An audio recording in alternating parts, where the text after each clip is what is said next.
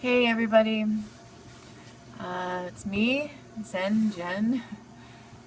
If you haven't checked out our website, Guru V People, it's Guru V People, because I believe my kids are my gurus. I started a website about 5 years ago and did videos about our family, so you can look us up on YouTube and stuff, and it's all over the place because that's what parenting with autism is like. Um, Everything is pretty much up in the air, including treatments, daily events, and just moods with all of us.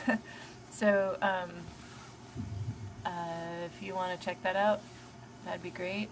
We have a new board of directors page because we just became a nonprofit. So if you want to donate, you can donate to Groovy People. It's pretty exciting. We're going to have some pretty cool events coming up, but I'm in the dark right now because it's really early in the morning and Justin turns off all lights because he thinks he wants to keep going back to bed.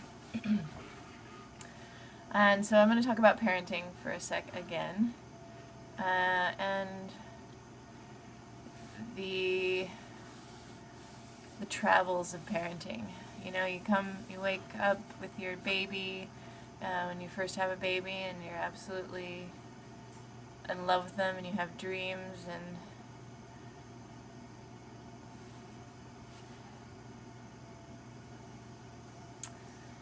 anyway,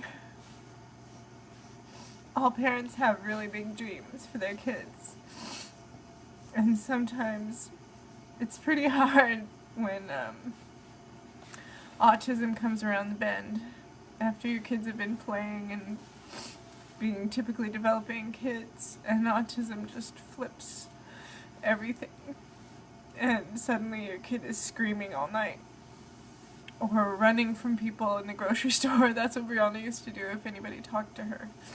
And then I'd have Justin, so I'd be like running after her and telling people to stop talking to her, and she'd hide underneath tables. She didn't talk till she was 5. And Justin right now uses a Proloquo to go to talk. And most of the time, when he's trying to communicate something, he's pretty frustrated, as you can imagine. So, they say that parenting is like your heart walking around in someone else's body. And I have a lot of really close friends and acquaintances and everyone that are parents with all sorts, with children with all sorts of challenges, not only autism but depression, and which is also awful, and parents that have dealt with their child being hurt or God forbid lost in accidents. And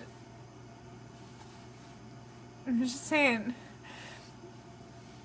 we should all be really tender with each other and know that everybody's going through something, and it breaks my heart when I hear people say things like this and that doesn't cause autism, or this is I know that I can also be critical of certain schools of thought because I really feel like they take quality of life from my child. So the whole idea behind Groovy People is to improve the quality of life of people by getting them outside and getting their homes all secured, and providing maybe even homes and places to camp or hike that are autism friendly, I guess you would call it, and everyone friendly, and so there's inclusiveness as well, so there's other people around, because special needs classrooms are lovely and people are kind, but it doesn't make sense that because somebody is a certain way that they can only socialize with those people that are just like them. We all know that life would be boring if we only socialized with people like ourselves. And the last thing you want a kid with autism to be is bored. And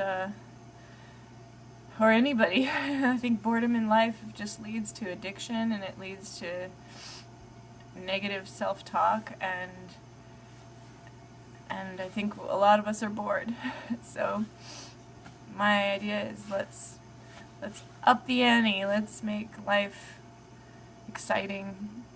And since it already is with autism, we figure, what the hell, let's just make it exciting in a positive and life-fulfilling kind of way. So kind of that's what I want to do, and I appreciate you hearing me.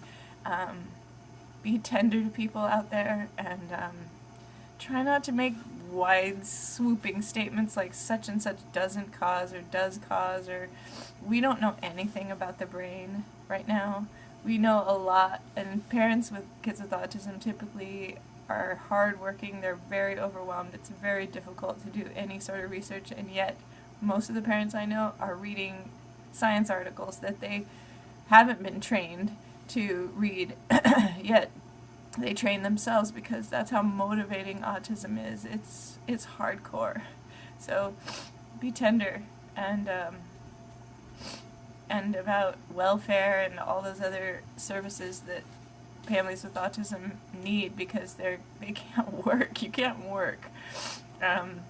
And you can try and you can maneuver it, but a single parent, that's just pretty hardcore. And I have 2 kids, and I worked, but it's been, and I'm going to school, but it's been